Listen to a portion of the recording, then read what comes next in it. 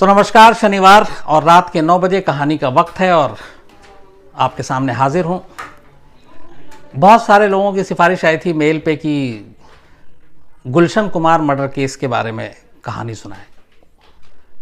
तो बहुत दिनों से ये था, कई चीज़ें हो रही थी, मैच फिक्सिंग और सारी। तो मैंने कहा कि आज शनिवार भी है तो गुलशन कुमार की ही मर्डर केस की कहानी सुनाया जाए। हालांकि 18 और 3 21 साल हो गए इस बात को, और 21 साल पुरानी कहानी है ये पूरी।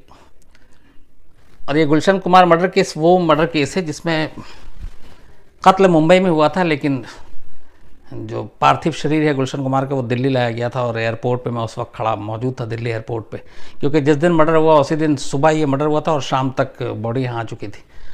और तमाम जो सिंगर और बॉलीवुड के लोग थे वो भी एयरपोर्ट पे थे, जिसमें ज़्यादातर जो जैसे कुमार शानू, अनुराधा पौडवाल और बाकी सोनू निगम, तो ये सारे सिंगर, चूँकि इन सबको मौका दिया था गुलशन कुमार ने। तो असल में गुलशन कुमार की कहानी शुरू होती है दिल्ली से, और जहाँ से मैं इस वक्त बैठ के आपसे बात कर रहा हूँ ये नोएडा फिल्म सिटी है। इंडिया टुडे मीडिया प्लेक्स का दफ्तर है जहाँ पे आज तक और इंडिया टुडे सारे। यहाँ से अगर मैं गिनना शुरू करूँ तो मेरे बाएं साइड में चलूँगा मैं, तो करीब 500 कदम पे टी सीरीज का दफ्तर भी है और स्टूडियो भी है। और ये जो पूरा नोएडा फिल्म सिटी है, ये कहते हैं कि इसमें जो पहली बिल्डिंग बनी थी वो टी सीरीज़ की ही थी, super cassette industries Gulshan Kumar की। तब यहाँ जंगल हुआ करता था, लेकिन गुलशन कुमार ने यहाँ बहुत बड़े बड़े 2 स्टूडियो बनाए जिसमें आज भी शूटिंग होती है और बहुत सारी फिल्में बनती हैं, एक म्यूज़िक एल्बम बनता है। आखिरी फिल्म जो मुझे याद है वो मॉम की शूटिंग ही यहाँ पे शूटिंग हुई थी, जिसमें श्रीदेवी और नवाजुद्दीन भी यहाँ पे थे। तो ये जगह भी है कि गुलशन कुमार की तमाम यादें यहाँ पर हैं। गुलशन कुमार की कहानी असल में शुरू होती है 80s से। गुलशन कुमार के पिता की दरियागंज में पुरानी दिल्ली में एक जूस की दुकान हुआ करती थी।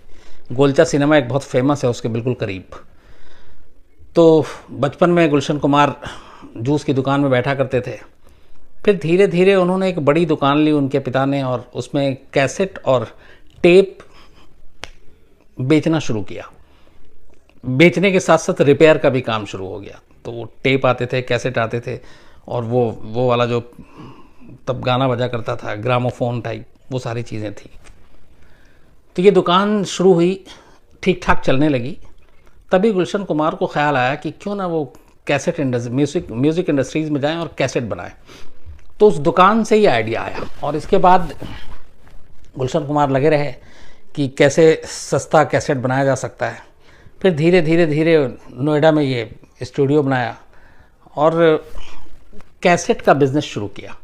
बट शुरुआत जो की थी वो धार्मिक गाने से की थी। तो जो छोटे मोटे सिंगर हुआ करते थे जिनकी आवाज़ जो पूजा में या कहीं और इस तरह के फंक्शन में गाया करते थे, तो उनको लेकर वो गाना रिकॉर्ड करते धार्मिक, और वो फिर रिकॉर्ड करके बेचा जाता और बड़ा सस्ता। तो धीरे धीरे ये कैसेट पॉपुलर हुआ। इन्हीं सब सिंगर्स में से बहुत सारे सिंगर की आवाज़ लोगों को पसंद आने लगी, और वो पहले बहुत छोटे पैमाने पे था। जब पसंद आने लगी तो फिर गुलशन कुमार ने उनको मौका देना शुरू किया, और ये चलता रहा धीरे धीरे। कैसेट का भी चलता रहा धंधा। और चूँकि ये कैसेट तब बाकी जो सारे कंपनी थी दूसरी म्यूज़िक कैसेट्स की, उनके रेट ज़्यादा होते थे, और ये बड़े सस्ता, मतलब उस वक्त 25-30 रुपये का अगर बाकी मिलता था तो 10 रुपये का टी सीरीज़ का कैसेट मिला करता था। तो एक तरह से क्रांति आ गई थी कैसेट म्यूज़िक इंडस्ट्रीज़ में।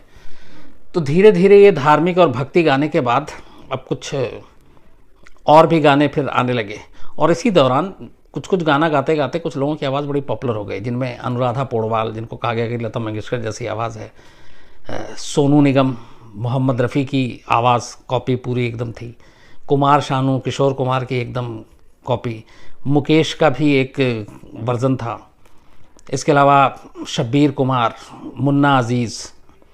तो ये सारे जो सिंगर थे ये धीरे धीरे पॉपुलर हो गए। उसके बाद फिर उसी दौरान में एक लाल दुपट्टा मलमल का एक एल्बम आया था जिसमें बाद में फिल्म भी बनी, उसके सारे गाने बड़े हिट हुए। और ये सिंगर भी धीरे धीरे पॉपुलर हो गए। फिर इसी दौरान में बहुत सारे म्यूज़िक डायरेक्टर को भी मौका देना शुरू कर दिया गुलशन कुमार ने, लेकिन वो सारे नए लोगों को ही मौका दिया करते थे। तो उसमें से कई सारे म्यूज़िक डायरेक्टर भी जो है वो धीरे धीरे पॉपुलर हो गए। उनमें से एक नदीम श्रवण, ये दो थे, नदीम एक अलग और श्रवण अलग। तो इनकी जोड़ी थी, जैसे लक्ष्मीकांत प्यारेलाल और बाकी जो इस तरह के होते हैं। तो इनका भी ठीक ठाक धंधा चल पड़ा। फिर धीरे धीरे बिजनेस बढ़ता गया। मुंबई में पैर जमाया गुलशन कुमार ने, और वहाँ पे इन्होंने फिर फिल्मी गाने और उसके राइट्स लेने शुरू किए। और थोड़ा वक्त बीता, 90s आया, तो 95, 6, 7 तक मतलब म्यूज़िक इंडस्ट्री पे ये था कि अगर मार्केट 100% जो म्यूज़िक इंडस्ट्री का हुआ करता था, उसमें से 65% मार्केट टी सीरीज़ के पास था, मतलब गुलशन कुमार के पास। बाकी के 35% बाकी जो म्यूज़िक कंपनी थी उनके पास, जैसे टिप्स हो या सारेगामा या बाकी हो।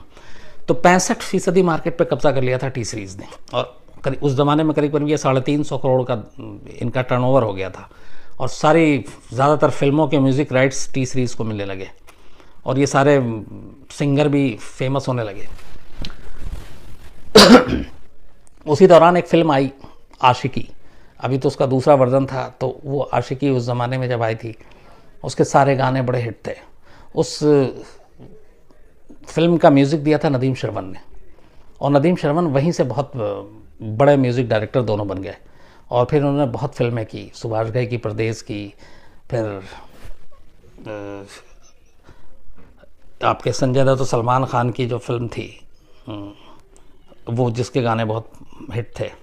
मतलब दर्जनों कई, और फिल्म फेयर अवार्ड बहुत, कई फिल्म फेयर अवार्ड में। साजन फिल्म थी जो संजय दत्त और सलमान खान की, माधुरी दीक्षित, वो। तो धीरे धीरे ये म्यूज़िक डायरेक्टर का भी इनका दबदबा हो गया और ये चलता रहा। लेकिन फिर एक वक्त आया जब गुलशन कुमार और नदीम के बीच में थोड़ी सी कड़वाहट आ गई। उसकी वजह थी, एक नदीम श्रवण ने एक एल्बम बनाया, दोनों म्यूज़िक डायरेक्टर ने मिलकर, उसका नाम था हाय ज़िंदगी। और इसमें 2-3 गाने खुद नदीम ने गाए थे, लेकिन नदीम की आवाज़ अच्छी नहीं थी। म्यूज़िक डायरेक्टर बेशक अच्छा था, लेकिन ज़रूरी नहीं कि आप हर चीज़ में कामयाब हो। फिर भी हाय ज़िंदगी का कुछ कई दबाव था और दोस्ती थी, तो गुलशन कुमार ने उसके कुछ गानों को प्रमोट किया टी सीरीज़ के ज़रिए, लेकिन वो गाने चले नहीं और वो पिट गए, उसका कोई अच्छा रिस्पॉन्स नहीं आया। तो बाकी के फिर वो प्रमोट करने के लिए दबाव बन रहा था हाय ज़िंदगी के, गुलशन कुमार ने मना कर दिया। और इस दौरान में नदीम श्रवण चूँकि इस्टेब्लिश म्यूज़िक डायरेक्टर हो गए थे, तो गुलशन कुमार की एक ख़ास बात ये थी कि वो फिल्म इंडस्ट्री में हमेशा नए लोगों को ही सिर्फ मौका देना चाहते थे, और जो एक बार स्टार बन गया, बड़ा हो गया, फिर वो धीरे धीरे उससे किनारा कर लेते थे। तब यहाँ पे नदीम श्रवण के साथ ये भी था कि जो फिल्में थी, वो गुलशन कुमार जो फिल्में बनाते हैं उसमें कोई और डायरेक्टर होता, तो इस तरह से दूरियां बनने लगी। और नदीम को ये लगा कि गुलशन कुमार जो है वो उसका कैरियर ख़राब करना चाहते हैं, और उसे काम भी नहीं दे रहे, उसके गानों को प्रमोट भी नहीं कर रहे हैं। तो ये सारी चीज़ें चल रही थी एक साथ। इसी बीच में, अब चूँकि गुलशन कुमार बहुत बड़ा नाम म्यूज़िक इंडस्ट्री में हो चुका था, अंडरवर्ल्ड से गुलशन कुमार को मुंबई में उस वक्त आम बात थी तमाम स्टार्स और इनको धमकी देना और उनसे पैसे लेना, एक्सटॉर्शन मनी। तो कहते हैं कि अंडरवर्ल्ड से फ़ोन गया था, और फ़ोन किया था अबू सालेम ने, और गुलशन कुमार ने कुछ एक्सटॉर्शन के पैसे दिए थे पहली बार में। और ये बात है 96 की, 1996। तो कुछ फ़ोन आया तो कि अंडरवर्ल्ड से ये वो सारी चीज़ें, तो कुछ करोड़ रुपए में वो पैसे दिए गए। इसके बाद फिर दोबारा, अब ये जब रिश्ते इधर ख़राब हुए, तो नदीम ने जो ये सारी कोर्ट में और वो सारी चीज़ें में कलमबंद है। नदीम को बुरा लगा कि गुलशन कुमार उसका करियर ख़राब कर रहा है, और गुलशन कुमार उसे काम नहीं दे रहा, और गुलशन कुमार जो है वो उनके एल्बम को प्रमोट नहीं कर रहा है। तो उसने अंडरवर्ल्ड, नदीम के जो रिश्ते थे वो अंडरवर्ल्ड के साथ थे, ख़ासतौर पर अबू सालेम और अनीस इब्राहिम, जो दाऊद इब्राहिम का भाई था। तो उसने अबू सालेम से कांटेक्ट किया, उसने कहा कि ये ऐसे ऐसे कर रहा है, तो तुम इसको थोड़ा धमकाओ। तो कहते हैं कि फिर अबू सालेम ने फ़ोन किया, और इस बार उसने कहा कि गुलशन कुमार से कि आप 10 करोड़ रुपए हमें दे दो, अपनी सलामती चाहते हो तो। गुलशन कुमार एक किस्त ऑलरेडी दे चुके थे, हालांकि ये रिकॉर्ड पे नहीं है और पुलिस में भी कोई इसमें कभी कंप्लेंट नहीं की गई। लेकिन जब दूसरी बार आया तो फिर गुलशन कुमार परेशान हो गए, और उस परेशानी में उन्होंने कहा कि मैं अभी दे चुका हूँ, लेकिन उसने कहा कि नहीं, आपको देना पड़ेगा। तो अंडरवर्ल्ड का जैसा होता है, ये चीज़ें चलती रहीं। गुलशन कुमार ने सेकंड बार में पैसे नहीं दिए, तभी 5 अगस्त 1997 को अबू सलेम फ़ोन करता है गुलशन कुमार को और कहता है कि तुमने पैसे नहीं दिए और तुम देख लो, और तुमने अभी तक पुलिस में भी कंप्लेंट नहीं किया, इसका मतलब तुम हमें सीरियसली नहीं ले रहे हो। ये कोर्ट में बाकायदा गुलशन कुमार के भाई किशन कुमार का स्टेटमेंट है, गवाही है। तो 5 अगस्त 1997 को अबू सलेम ने फ़ोन किया कि पैसे दे दो, नहीं तो अंजाम बुरा होगा, और तुमने पुलिस में भी कंप्लेंट नहीं किया, अंडरवर्ल्ड को तुम हल्के में ले रहे हो, तुम सीरियसली लेना शुरू करो। गुलशन कुमार परेशान हो गए। किशन कुमार को फिर बताया, जिक्र किया ऐसे ऐसे है, तो किशन कुमार ने सुझाव दिया कि आप पुलिस में जाओ। तो गुलशन कुमार ने कहा कि नहीं, पुलिस में अगर जाऊंगा तो ये लोग बड़े ख़तरनाक हैं, फिर और उल्टा पड़ जाएगा, तो वो पुलिस में भी नहीं जाते। 3 दिन बाद 8 अगस्त 1997 को दोबारा अबू सलेम फ़ोन करता है गुलशन कुमार को, कहता है कि 3 दिन बीत गए, अभी तक तुमने दिया नहीं, अब तुम अपने अंजाम के लिए खुद हकदार होगे। और उस वक्त किशन कुमार तब गुलशन कुमार के साथ थे जब ये कॉल आया, और वो सारी बातचीत सुन रहे थे, कोर्ट में बाकायदा गवाही दी। तो उसने फिर ये कहा कि ये सारी चीज़ें यही रह जाएंगी, पैसे दे दो। और साथ में एक चीज़ और थी, उसने कहा कि ये तुम नदीम के म्यूज़िक एल्बम को प्रमोट क्यों नहीं कर रहे हो, उसको प्रमोट करो। अच्छा, ये बात 5 अगस्त को भी कही गई थी। तो गुलशन कुमार ने सफाई दी कि मैंने इधर से उसको प्रमोट की थी उसके कुछ गाने, लेकिन उसका रिस्पांस नहीं आया, और मेरे पास बहुत सारे और काम हैं, बहुत सारे म्यूज़िक के जो है फिल्मों के वो हमारे पास राइट्स हैं, तो ये मुमकिन नहीं है, और जो चीज़ नाकाम है उसे प्रमोट कैसे कर सकते हैं। तो ये अपनी सफाई दे रहे थे, लेकिन उधर से वो कहा जा रहा था कि नहीं, आप प्रमोट करो।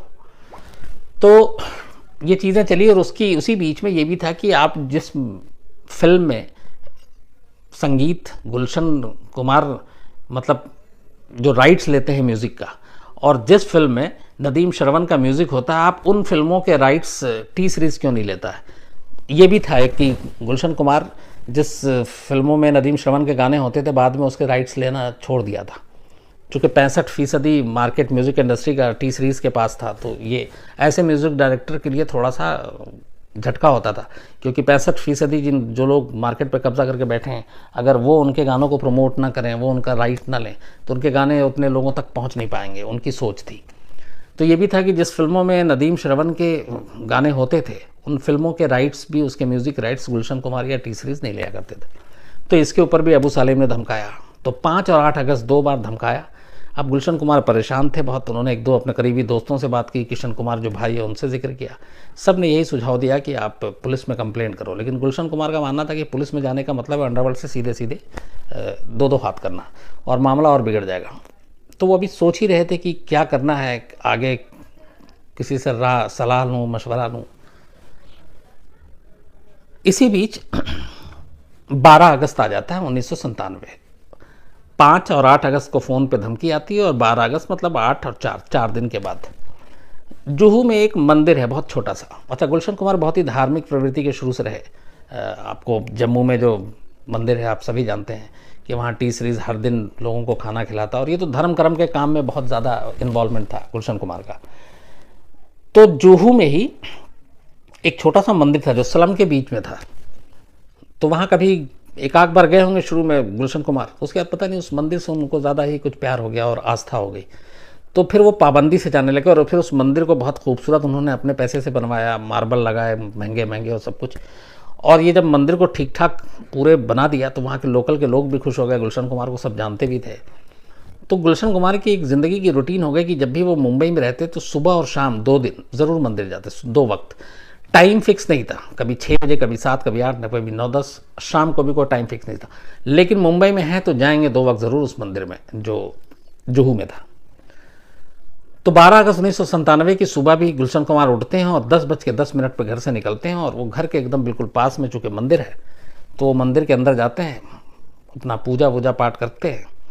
वहाँ से 10:40 पे मंदिर के जैसे ही बाहर आते हैं, ड्राइवर उनका गाड़ी खड़ी हुई थी मंदिर के साइड में, तो वो गाड़ी की तरफ जैसे ही बढ़ते हैं तभी वहाँ पे 3 लोग खड़े होते हैं। एक उसमें बहुत लंबे बाल वाला था, और गुलशन कुमार को जैसे ही वो देखता है तो जो वहाँ के लोकल लोग हैं उनका एक बयान है, जो खड़े हुए थे, चूँकि स्लम एरिया था, सब कुछ पास में था। तो उनमें से एक जो लंबे बाल वाला है वो गुलशन कुमार को कहता है कि पूजा पाठ बहुत हो गई, अब बाकी की पूजा तो ऊपर जाकर करना। और उसके बाद वो पिस्टल निकालता है और सीधे फायर कर देता है। पहली गोली सर में लगती है गुलशन कुमार गिरते हैं, फिर भी बचने के लिए थोड़ा सा किनारे तरफ जाने की कोशिश करते हैं, तब तक 2 लोग और सामने से आ जाते हैं और उसके बाद ये तीनों मिलकर एक साथ गुलशन कुमार के ऊपर गोलियां चलाना शुरू कर देते हैं। ड्राइवर जब तक आता है तब तक 16 गोली गुलशन कुमार को लग चुकी थी। ड्राइवर भी घायल हो जाता है गोलीबारी में। फिर उसके बाद वो आराम से वहाँ से एक थोड़ी दूर पे एक टैक्सी खड़ी थी, टैक्सी के ड्राइवर को वो तीनों बाहर निकालते हैं और टैक्सी में बैठते हैं और आराम से चले जाते हैं। टैक्सी का ड्राइवर ने भी देख लिया था कि इनके हाथ में एक रिवॉल्वर है, वो कुछ विरोध भी नहीं करता। तो वो पैदल आए थे, वहीं इंतज़ार कर रहे थे क्योंकि उन्हें मालूम था कि गुलशन कुमार का रूटीन क्या है इस मंदिर में। अगर सुबह नहीं आए, शाम नहीं तो शाम को आएंगे, शाम नहीं तो सुबह, लेकिन वो दोनों वक्त जाते थे और मुंबई में है तो दोनों वक्त। तो उन्हें बड़ा ईजी लोकेशन, टारगेट सब कुछ मालूम था। उसके बाद वो टैक्सी से तीनों जो किलर थे वो निकल लेते हैं। फिर गुलशन कुमार को फ़ौरन हॉस्पिटल ले जाया जाता है, लेकिन हॉस्पिटल में उन्हें ब्रॉड डेड बताया जाता है। फिर ड्राइवर का बयान होता है, बाकी पड़ोसियों के बयान होते हैं और तब तक ये खबर फैल गई। गुलशन कुमार चूँकि एक म्यूज़िक किंग, जिन्होंने म्यूज़िक इंडस्ट्री में क्रांति लाई थी इतना सस्ता टेप और कैसेट बेचकर, तो ये बात हर तरफ फैलती है। फिर तब मुंडे थे महाराष्ट्र के होम मिनिस्टर, वो भी बयान देते हैं कि हमें कभी बताया ही नहीं गुलशन कुमार ने कि उन्हें अंडरवर्ल्ड से थ्रेट था, जबकि वो दान वान ये सारी चीज़ें करते रहते थे, लेकिन कभी शेयर नहीं किया, तो शायद डर की वजह से। खैर, इसके बाद शाम होते होते गुलशन कुमार की जो पार्थिव शरीर है, जो बॉडी है, उसको दिल्ली लाया जाता है और सारे मुंबई से उनके जितने भी म्यूज़िक इंडस्ट्री के दोस्त थे वो सारे यहाँ पहुँचते हैं। कुमार शानू हों, सोनू निगम हों, अनुराधा पौडवाल हों, आपके शब्बीर हों, मुन्ना अजीज़ हों। तो उसके बाद यहाँ दिल्ली में ही उनका अंतिम संस्कार होता है और फिर पुलिस जांच शुरू कर देती है। अब यहाँ पे ये था कि इन सारे लोगों में से मिसिंग जो था वो नदीम था और नदीम को खड़ा करने वाले गुलशन कुमार, नदीम श्रवण बनाने वाले गुलशन कुमार। तो शुरू में ये चर्चाएं तो थीं और चूँकि किशन कुमार, अब जो गुलशन कुमार के भाई हैं, उनसे उन्होंने 2, 5 और 8 अगस्त के कॉल का जिक्र किया था, तो इसलिए कहीं ना कहीं वो नदीम की भी बात आ रही थी। तो ये सारी चीज़ें चल रही थी। उसके बाद पुलिस जो है फिर छानबीन करती है और इन्वेस्टिगेशन के बाद ये बात है 16 अगस्त की, जब जावेद और रफ़ीक नाम के 2 अंडरवर्ल्ड के लोगों को पकड़ती है। दोनों सालेम के गैंग के थे, अबू सालेम के। तो इन दोनों को पकड़ के जब पूछताछ करती है तो दोनों फिर पूरी कहानी सुनाते हैं। और जो पूरी कहानी थी वो ये थी कि मई के महीने में, मई 1997, दुबई में अनीस इब्राहिम, जो दाऊद इब्राहिम का भाई है छोटा, उसके दफ्तर में एक मीटिंग होती है। उसमें अनीस इब्राहिम था, अबू सालेम था और एक कयूम नाम का गैंगस्टर था जो अबू सालेम का ख़ास था। और ये तीनों मीटिंग करके कहते हैं कि इसने पहला किस्त तो दे दिया लेकिन दूसरा किस्त नहीं दे रहा है, डरता भी नहीं है, और नदीम श्रवण के नदीम को जो प्रमोट करने के लिए कहा वो भी हमारी बात नहीं मान रहा है, उसके फिल्मों के राइट्स भी नहीं ले रहा है, तो इसे मैसेज देना चाहिए। तो कहते हैं कि मई में जो दुबई में मीटिंग हुई उसी में ये प्लान किया गया कि गुलशन कुमार का मर्डर करना है। इसके लिए 3 किलर को हायर किया गया और उसके बाद इन तीनों ने जाकर उसी जगह पे ये मर्डर किया। बाद में करीब उसके थोड़े की दिन के बाद दाऊद मर्चेंट एक ख़ास था इसमें, जो 3 लोग थे उनमें से एक था जिसने गोली चलाई थी और दाऊद इब्राहिम का ख़ास था, अबू सलेम का ख़ास था, क्योंकि अबू सलेम दाऊद इब्राहिम के लिए काम करता था। तो उसको पुलिस पकड़ती है। दाऊद मर्चेंट को जब पकड़ती है पुलिस तो फिर वो उससे सारी कहानी सुनती है, तो उसकी कहानी भी सारी यही होती कि मई में ये प्लानिंग हुई थी, अबू सलेम ने ये कहा था। उसके बाद उसकी गिरफ्तारी के बाद जो बाकी 2 और शूटर थे उनको भी पुलिस पकड़ती है। जब उनको पकड़ती है तो पता चला कि गुलशन कुमार को मारने के बाद इन सुपारी किलर को 25 लाख रुपए टिप्स म्यूज़िक इंडस्ट्रीज़ के जो मालिक हैं रमेश तुरानी, उन्होंने दिए।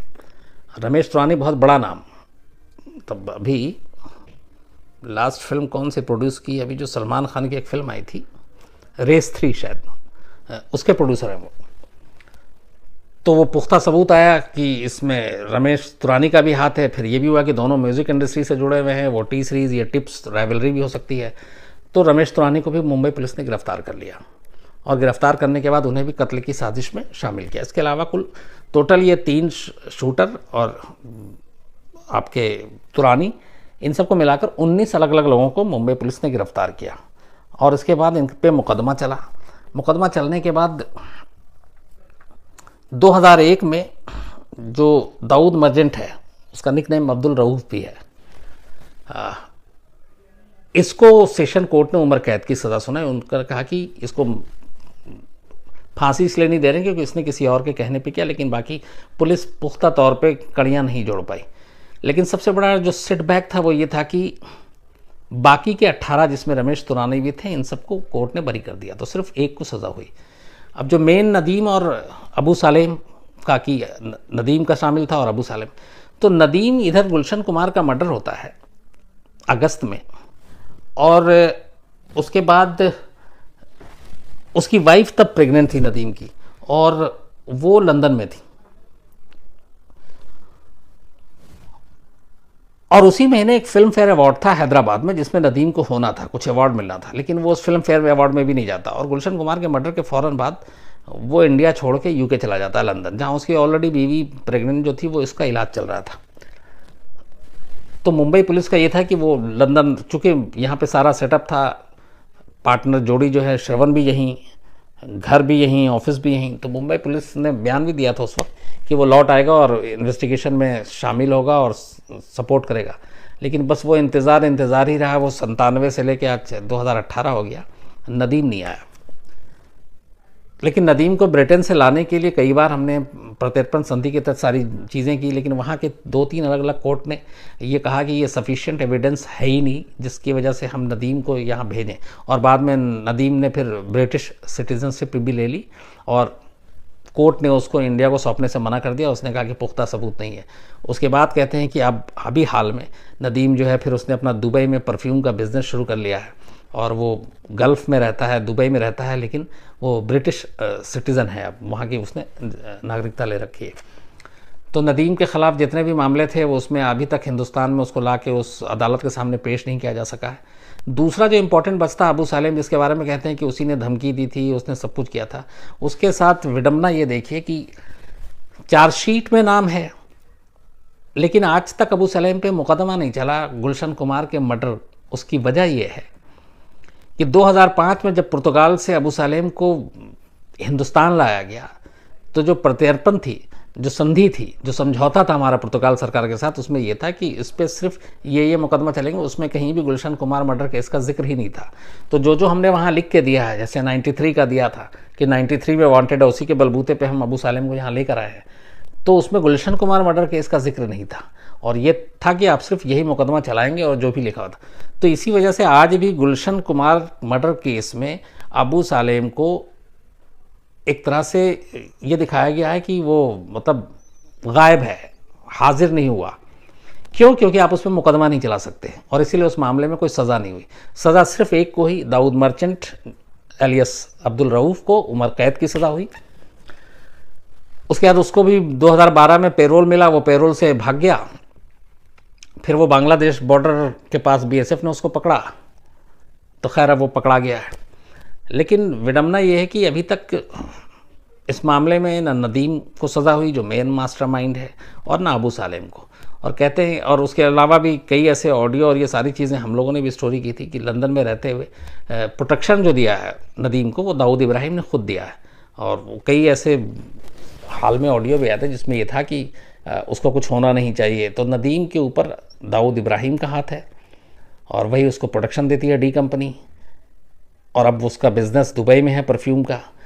श्रवण के बारे में भी पुलिस ने उस वक्त तमाम इन्वेस्टिगेशन की, मुंबई पुलिस ने, जब ये मर्डर के बाद, क्योंकि ये था कि राइवलरी है, म्यूज़िक इंडस्ट्री से जुड़ा हुआ है और दोनों पार्टनर हैं, तो इसमें इसका भी कोई रोल हो सकता नहीं। लेकिन तमाम चीज़ें जब इन्वेस्टिगेशन हुई तो श्रवण बेदाग निकले और उनके खिलाफ कोई सबूत नहीं था, और इसीलिए कहीं उनका नाम नहीं आया। लेकिन एक और इसमें फैक्ट ये भी है कि जब नदीम वहाँ लंदन भाग गया, उसके बाद भी कुछ फिल्मों के लिए यहाँ से बैठ के श्रवण ने ट्यूनिंग की, और दोनों ने नेट के थ्रू और उसके म्यूज़िक कंपोज किए फिल्मों के लिए, और वो फिल्में आईं, मुझे इस वक्त नाम याद नहीं आ रहा है, लेकिन वो आईं। तो ये सिलसिला चलता रहा, लेकिन श्रवण ने फिर बाद में बयान दिया कि वो उसे यकीन नहीं है उन्हें कि ऐसा हो सकता है। लेकिन फैक्ट्स यही है कि फिल्म इंडस्ट्री में शोहरत पाने के लिए, तरक्की पाने के लिए ऐसे बहुत सारे क्राइम हुए हैं, और ये उसकी एक मिसाल है।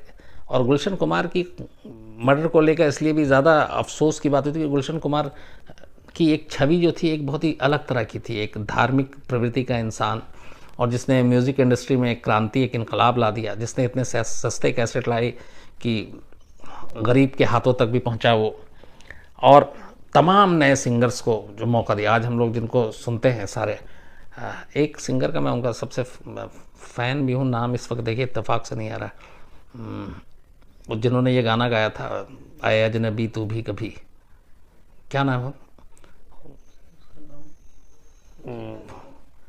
आदित्य, जो जिनका बेटा है, उदित नारायण, माफ़ कीजिएगा, बहुत देर से सोच रहा था।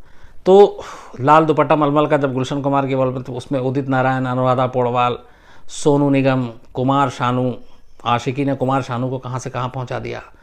देन आपके शब्बीर कुमार मोहम्मद रफ़ी की आवाज़ में, मुन्ना अजीज़ जिसको मोहम्मद अजीज़ भी कहते हैं, मोहम्मद रफ़ी की आवाज़ में, ये सारे एक से एक सिंगर जो देन है वो टी सीरीज़ सुपर कैसेट की देन है, गुलशन कुमार की देन है। फिर नदीम शरवंद, इसके अलावा आनंद मिलिंद और ऐसे तमाम जो म्यूज़िक डायरेक्टर है, ये भी गुलशन कुमार की देन है। लेकिन गुलशन कुमार की ये थी कि वो हमेशा नए आवाज़, नए टैलेंट, नए म्यूज़िक डायरेक्टर को तलाशते और उन्हें मौका देते, और फिर वो हिट हो जाते, फिर वो किसी और के नए की तलाश में चले जाते। और शायद उनकी यही आदत और उनकी यही फितरत जो थी कि नए लोगों को मौका दे के फिर जैसे वो इस्टेब्लिश हो जाए, कहीं और बढ़ जाओ। नदीम को उनका दुश्मन बना दिया, और नदीम को लगा कि अब ये उनका करियर ख़राब कर रहा, और नदीम ने इसी वजह से ये सारी अंडरवर्ल्ड का सहारा लिया, और फिर गुलशन कुमार की जो है इसमें मर्डर करवाया उसने। तो ये थी पूरी गुलशन कुमार की कहानी। टी सीरीज़ आज भी है, सुपर कैसेट इंडस्ट्रीज़ आज भी है, और बाकायदा कई फिल्मों के म्यूज़िक राइट्स से मिलते हैं। गुलशन कुमार के भाई किशन कुमार, उनके बेटे गुलशन कुमार के, और बेटी, ये लोग इस सब इंडस्ट्री को चला रहे हैं जो सुपर कैसेट इंडस्ट्रीज़ है। उनके नोएडा में भी स्टूडियो वैसे ही हैं, और देश भर में इनके कहते हैं कि करीब 40-50 ऐसे स्टूडियोज़ हैं, और म्यूज़िक इंडस्ट्रीज़ में इनका आज भी कद जो है वो बहुत बड़ा है। लेकिन कहानी का सार ये है कि इंसान तरक्की पाने के लिए या फिर नाकामी से डरने के लिए भी कई बार जुर्म के रास्ते पे निकल पड़ता है, और वही चीज़ की नदीम ने, और सहारा लिया अबू सालेम और डी कंपनी का, और एक म्यूज़िक इंडस्ट्री का उस वक्त का चमकता हुआ सितारा जो है वो बुझ गया। तो उम्मीद है कि आपको इस गुलशन कुमार मर्डर केस की सारी जो कहानी थी डिटेल में मैंने आपको बताई, आपको पसंद आएगी, और बहुत सारी नई जानकारी आपको मिली होगी। तो अपने सुझाव, अपनी शिकायतें उसी तरह से आप मेल करते रहें crimeofficial@gmail.com पर, या फिर shams.khan@aajtak.com पर। और क्राइम तक परिवार के सदस्य आप लोग हैं, इसलिए खुशी होती है आप लोगों से बात करके। बहुत सारे इसमें स्पोर्ट्स तक के भी होते हैं, और क्राइम तक को इसी तरह सब्सक्राइब करते रहिए, और बहुत ज़्यादा से ज़्यादा लोगों से कहिए कि करें। और इधर मैं देख रहा हूँ कि काफ़ी लोग तेज़ी से बहुत सब्सक्राइब कर रहे हैं, तो ये जो गति है, जो स्पीड है, इसको मेंटेन रखिए, ताकि ये और फले फूले और परिवार बड़ा हो, और आप लोगों का प्यार इसी तरह मिलता रहे, आपकी सुझाव भी मिलते रहें, और आपकी शिकायतें भी सर आँखों पर, जो आप अपनी शिकायतें या सुझाव देते हैं, हम उनको सुधारने की कोशिश करते हैं। तो सैटरडे है आज, कहानी सुनिए, एंजॉय कीजिए। कल संडे है, कल आप एंजॉय कीजिए। कल मेरी भी संडे की छुट्टी है, एक दिन की। तो अब मंडे को आपसे मुलाकात होगी, और मंडे के बाद ट्यूसडे हम लोग वेट करेंगे, और वेडनेसडे को इंडिया पाकिस्तान का बहुत बड़ा मैच है। तो मैं कोशिश करूंगा, अगर कुछ लोगों के मेरे पास सुझाव आए कि इंडिया पाकिस्तान मैच से पहले आप इंडिया पाकिस्तान मैच से जुड़े हुए या मैच से जुड़े हुए कुछ क्राइम हो, तो वो कहानी सुनाइएगा। तो मैं देखता हूँ उस पर कितना बन पाता है। लेकिन मंडे को आपसे मुलाकात होगी रात 9 बजे। तब तक ले अच्छे रहिए, खुश रहिए, और इसी तरह क्राइम तक देखते रहिए, क्राइम तक के परिवार को बड़ा करते रहिए।